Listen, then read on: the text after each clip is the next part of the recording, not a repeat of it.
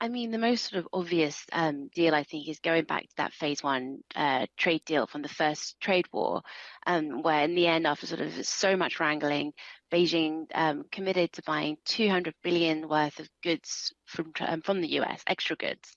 But of course, then as soon as that was inked, virtually the pandemic happened, and China only ever really bought about 60% of that.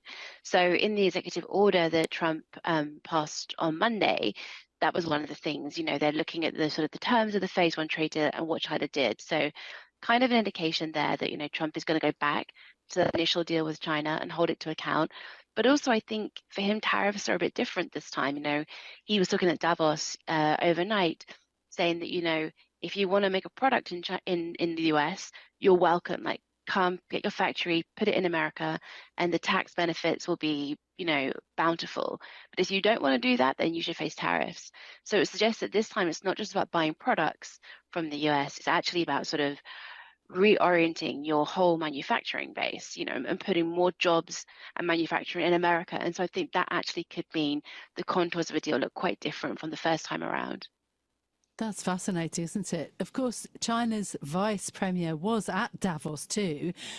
What does China want? He was talking about the country wants to import into China more competitive quality products from the US. And obviously there have been restrictions on things like chips into China. Yeah, but I think that's what he's referring to. I think really that's what China wants is to be very careful to sort of tamp down tensions. They don't want this spiraling out of control. Xi Jinping has a domestic economy right now that's under a lot of strain, and they're trying to rouse the domestic consumer, but it's proving hard. And that means they need exports. They need export markets. So what China wants is to be able to continue access overseas markets and not to get swept up in a US trade war, which then sort of inspires other countries to turn more protectionist too. What it would really want is what Ding is referring to there. It would want friendlier relations with America, where they don't have to worry all the time about these export controls on things that are really critical to their military advancement. I mean, on the flip side, those controls are inspiring China and they're motivating it to develop much faster than people thought they could on their own chips. But, it's still going to take time and they need access to those markets.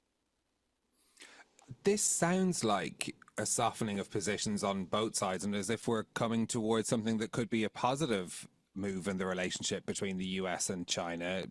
Is that what we should be thinking about, or how we should be conceiving these comments? I think first off, is very early days.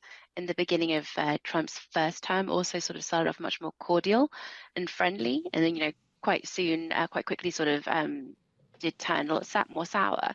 But it does feel like that, and it is kind of interesting that Trump is sort of going into this a little bit more cautiously than he suggested he was going to on the campaign trail. It's not just the fact that he didn't tariff China on day one, that the tariff level he has suggested over fentanyl is much less than it is for Canada and Mexico, that he's given TikTok this reprieve. The tone just seems a bit gentler, and China is definitely being extremely careful not to respond in any way that could escalate things. So, I think at the moment, there's reason to be relatively optimistic, but I think, it is clear that some tariffs are coming. I don't think he's going to change his mind on tariffs, but considering he was talking about 60% on the campaign trail, this seems a lot more palatable.